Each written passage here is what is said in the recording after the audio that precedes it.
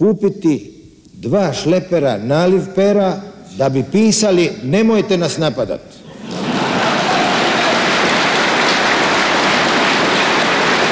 Moramo poručiti gospodinu Martiću da će hrvatski barjak doći u Knin i hrvatski grb da će doći u Knin. Mesić then phoned Belgrade to tell the Serb leadership what his government would do if an attempt was made to disarm them by force. Mesić je rekao da ukoliko se to ne prihvati što on traži, onda će uraditi sljedeće. Tačno od A do Š da zapišem, da slučajno ne ispadne da mi nije rekao. Prvo, proglasit će odcepljenje. Drugo, zatražit će od Savjeta bezbednosti intervenciju mirovnim snagama da njih zaštiti od nas, iako se oni naoružavaju protiv sopstvene države. Treće, povući će sve kadrove iz organa federacije. Pitao sam ga da li su svesni da su odabrali rat. Fear swept the Croat capital Zagreb that the Yugoslav army was about to move. Crowds prayed for peace.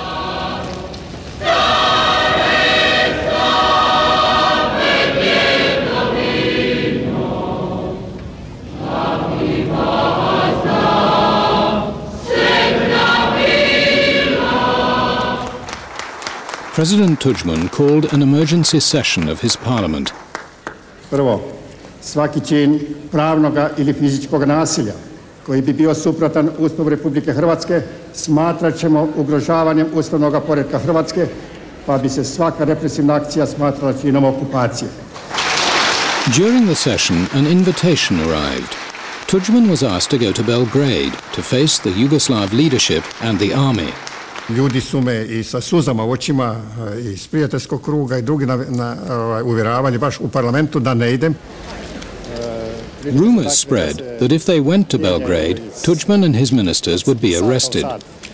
A osim toga, nema drugo, ni onima nasuprot nama, ni nama, nego da razgovaramo i tražimo rješenje.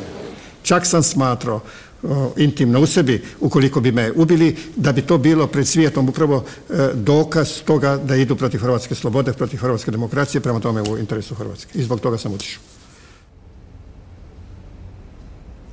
The State Council, Yugoslavia's highest authority, was the body which could give the order for the army to act against Croatia. That evening, they met in Belgrade to deal with Croatia's refusal to hand over weapons.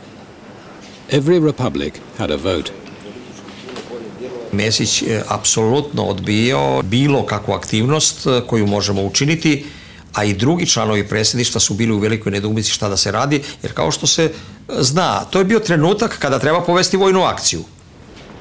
The State Council members, waiting for the Croat president to arrive, argued on.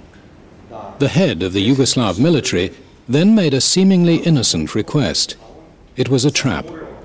Nekoliko minuta prije 7:30, kad su inače bile vijesti, general Kadijević je predložio jednu stanku da bi bilo dobro vidjeti vijesti, pa onda da nastavimo s radom. Like the rest of the country, the State Council found themselves watching a TV program shot, as the caption says, on VHS without the knowledge of its participants. The film showed the chief Croat arms buyer talking about what it called terrorist formations in Croatia. Ima ukupno na 5. armijskoj ulasti 9.000 rešena. Da. To je i vojne službenike i miličare kazne. To je 9.000. I 18.000 vojnika. Na cijeloj teritoriji 5. znači Slovenija, cijela Hrvatska i deo Bosne. A mi imamo sad naoružani 80.000 sa kalašnjikovima. Yugoslav military intelligence, who made the film, intercut the material with public statements by President Tudjman. A što se tiče naoružanja, nismo naoružavali HDZ-ovci. Vi niste u toku onda, ljudi moji, pa mi smo s njima u ratu. I po ratu s njima. S kim? S vojskom. The Serb chairman quietly reveled in the discomfort of his Croat colleague. Nisu prosto mogli svojim očima da veruju kako je to moglo sve da se snimi. U kancelarijama u kojima su se oni u kojima su govorili o stravičnim zločinima koje žele da vrše. Ja sam polazio od toga da je to sve montaža, da eventualno možda ima nešta i istinitih snimaka, ali da je to sve s jednom tehnikom moguće učiniti. Odjednom su rekli da je to čisto montaža sa kojom se želi srušiti hrvatska vlast, a u stvari su uhvaćeni na delu. When President Tudjman finally joined the meeting, instead of responding to the film, he issued a warning to the defense minister, General Kadjevich. Prema tome da bi na njemu osobno bila odgovornost za krvoproliće u Hrvatskoj, za obaranje hrvatske vlasti. Njegovim se dolaskom atmosfera nije poboljšala uopšte. Cele noći je drama bila, svakoga je optuživao. Kadijević meni rekao kada treba da baci na koljena Tudjmana i to HDZ rukovodstvo, jer je to u toj mjeri očevidno da oni na jedan krvav način žele da izvrše razračun u Jugoslaviji, da to ne može proći, a da ne bude u javnosti u Hrvatskoj. That night, the army's tactic appeared to work. Isolated in the Serb capital, the Croat leaders caved in. Tudjman was forced to give a promise. He would allow the Yugoslav army to arrest those implicated in smuggling arms.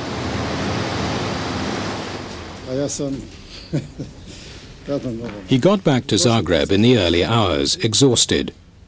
Uncertain how his people would react, he did not tell anxious reporters about his promise. Da će sada naši ljudi u Hrvatskoj moći mirno spavati, da ćemo se moći posvetiti drugim poslovima, a ne se pribojavati da ćemo noću ili ujutro biti iznenađeni tenkovima, vojnim motorom i tako dalje. When Tudjman woke up, he found his people's fear had given way to celebration.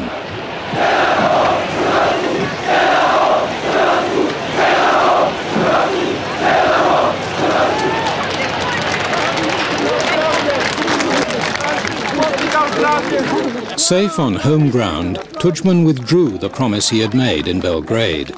Instead of helping the army arrest the culprits, he passed a law giving his ministers immunity. The chief arms smuggler himself appeared on Croat television to answer the question, was the film a forgery? Gledali smo jednu konstrukciju, jedan falsifikat. On leaving the studio, the general immediately set out to discover who had given him away. Martin me je sreo i rekao mi je, kaže, samo su dvojica ljudi me mogla u sve ovo uvaliti. Ko su ta dvojica ljudi? Kaže, to je jedan kome vjerujem beskonačno. A velim, ko je drugi? Drugi sam ja. Kaže, tako je. The general had been filmed while trying to persuade two Yugoslav army officers to steal arms for Croatia. Grupa koja je bila okupljena je bila zaista od visokog povjerenja. Ja evo sad mogu da kažem da sam imao neograničeno povjerenje prema Jagaru. But one of them, though a Croat and a family friend, put Yugoslavia first. He had hidden a video camera inside his television set. Tako da nije dobro nekad ne imati ljude kojima beskonačno vjerujete oko sebe u takvim poslovima. Croat TV mocked the impotence of the Serbs, Milosevic, Jovic and the Yugoslav defense minister, with their motley crew of Serb nationalists.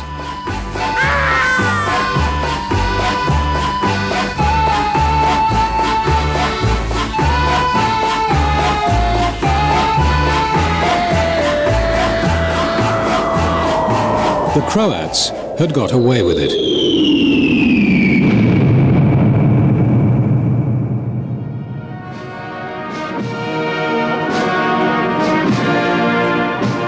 President Milosevic now declared himself the guardian of Yugoslavia.